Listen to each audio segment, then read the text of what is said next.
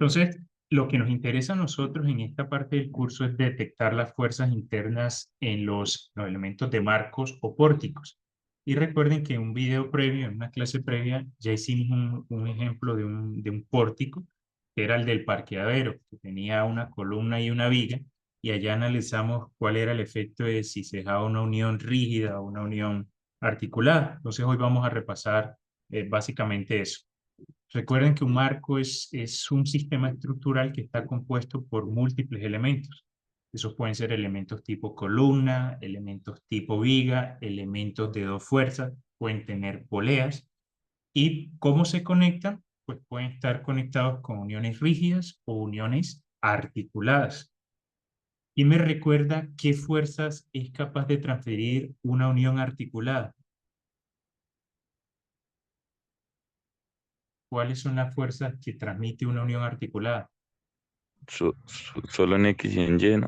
Solo en X y La, en Y, ¿sí? Solo dos fuerzas, ¿sí? Una fuerza normal y una cortante de pronto, y no es capaz de transmitir momentos, ¿cierto?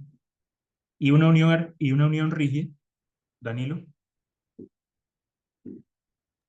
transfiere todas, X, transfiere Y y momento. y momento. Bien. Entonces, veamos este ejemplo de acá, en donde tenemos una edificación, ¿sí? Y en esa edificación me voy a enfocar en un pórtico, ¿sí?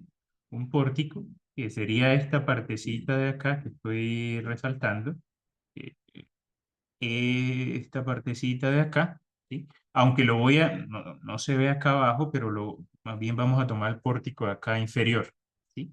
¿Qué tiene ese pórtico? Pues tiene columnas, como se nota acá, está compuesto por una viga, y con el esquema que estoy mostrando ahí, díganme ustedes qué tipo de uniones tiene ese pórtico.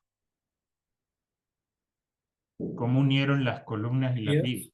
Rígidas. Rígidas. Rígidas, ¿cierto? Son Sí. uniones rígidas. Entonces, ¿qué va a pasar en ese pórtico que tiene estas cargas externas? Tiene una carga distribuida, tiene unas cargas puntuales. Pues el pórtico tiene unos apoyos. ¿Quién me dice cuál es el grado de indeterminación estático externo de ese pórtico?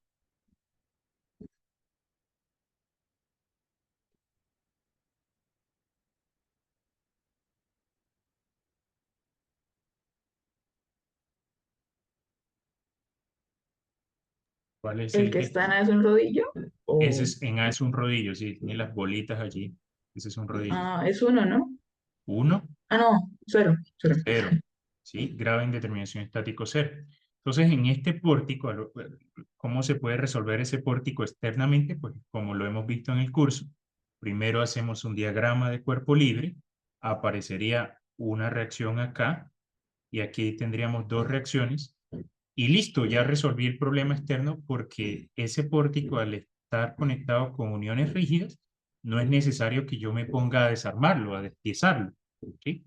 Externamente solamente tendrá aquí una reacción en A y aquí va a tener dos reacciones. ¿Qué hago? Encuentro esas reacciones y luego, si me interesan las fuerzas internas, por ejemplo, en la columna, díganme ustedes cómo se encontrarían las fuerzas internas en las columnas. Fuerzas internas en las columnas, Hacemos un corte. con cortes, ¿cierto? Entonces, yo puedo usar el método de cortes aquí y acá. Tocaría hacer dos cortes porque esta fuerza habría que descomponerla en una normal y en una axial, y entonces aparecen dos tramos. O puedo usar el método de integración para la columna, ¿sí? ¿Y qué tengo que tener en cuenta en este caso?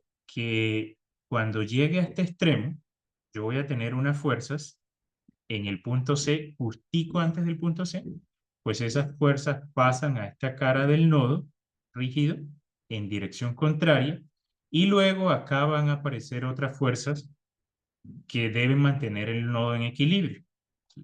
Entonces, este es un nodo rígido, y cómo se pueden encontrar esas fuerzas. Esta que es una incógnita, esta que es otra incógnita y esta que es otra incógnita, pues sumatoria de fuerzas en X.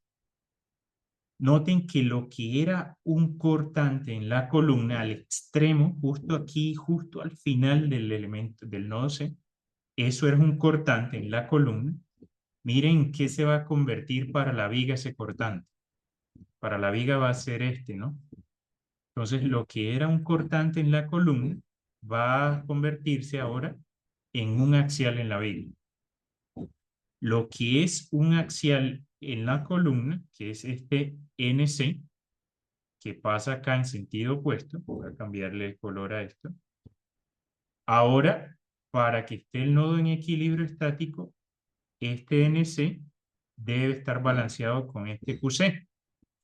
Y este QC pasará a la viga en sentido contrario. Entonces, lo que era un axial en la columna, por este nodo rígido, que está a 90 grados, va a pasar a ser un cortante en la viga, ¿sí? Entonces, ¿cuál es el mensaje acá? Que debemos tener presente, recuerden qué es lo que transfiere un nodo rígido, ¿sí? Pero este pórtico, ustedes lo podrían resolver porque una vez ya encuentren estas tres fuercitas, pues después hacen el DSL de la viga y ya tienen estas tres fuerzas, hacen lo mismo con la columna de acá, tienen estas tres fuerzas y después ya pueden usar el método de cortes o el método de integración para la viga, que es la que tiene aquí la carguita distribuida, y ya tiene entonces las reacciones, esas serían como las reacciones de la viga, serían las fuerzas en C y en D. Y esa es la manera en que se puede manejar ese pórtico. Y de hecho, esa es la manera en que se manejan la mayoría de los pórticos que tienen uniones rígidas. Por ejemplo, este de acá que lo vimos hace rato, suponga que ese sea la simulación, es una idealización, ¿sí? Entonces aquí tiene uno las cargas externas, una carga distribuida del viento y una carga puntual. ¿Qué es lo primero que debemos hacer? Pues analizar el DSL externo para saber si externamente esa estructura es isostática o hiperestática. Noten que las uniones son rígidas, entonces cuando yo hago el DSL, pues todo eso me queda pegado, ¿sí? Son uniones rígidas. E incluso si las uniones fueran articuladas, cuando hacemos el DSL externo, recuerden, todo queda pegado porque esa es la estructura general. ¿Cuál es el GIE externo de esta estructura?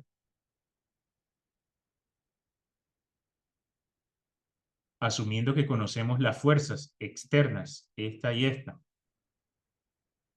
¿Cuál es el GIE de esa Pero estructura? también, Cero también. Tenemos tres incógnitas, ¿sí? Entonces, ¿qué podemos hacer? Usamos tres ecuaciones linealmente independientes, que eso lo aprendimos hace rato, y insisto con esto, estas clases no son nada nuevo, esto ya es pura aplicación. Uso tres ecuaciones linealmente independientes y encuentro las tres reacciones. Y cuando ya tenga las tres reacciones, pues ahora la pregunta es, ¿cómo encuentro las fuerzas internas? ¿Cuántos separando la tramitos? estructura, ¿Cómo? separando la estructura en los nodos y en los miembros. Exacto, entonces nos toca cortar la estructura. Aquí aparecería un nodo en forma de T en el nodo C. Aquí aparecería un nodo en forma de ángulo en L. Entonces aparecerá aquí un tramo 1 y usted lo que para este tramo 1, para el elemento de C, usa el método de cortes y encuentra las fuerzas. También va a hacer lo mismo para este tramo 2, puede hacer lo mismo para el tramo 3 y para el tramo 4.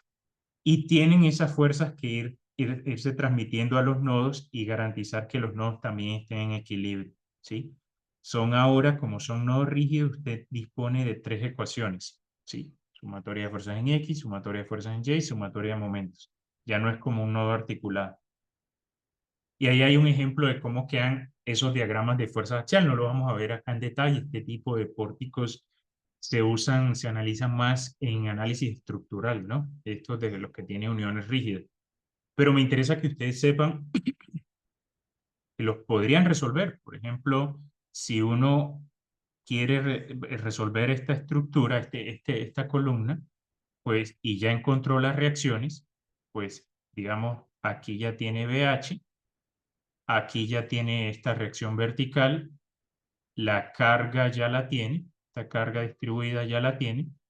Y entonces usted, cuando haga un corte acá, pues ahí le va a aparecer una reacción en X, llamémoslo una reacción o una fuerza más bien en Y y un momento.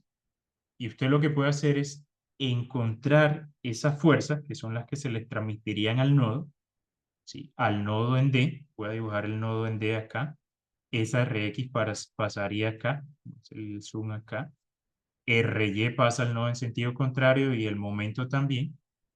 Entonces, si usted ya tiene BH, esta y tiene la carga, pues usted puede encontrar estas tres fuerzas, sumatoria de fuerzas en X, en Y momento, y luego encuentra las fuerzas internas por el método de Cortes o el método de integración, ¿sí?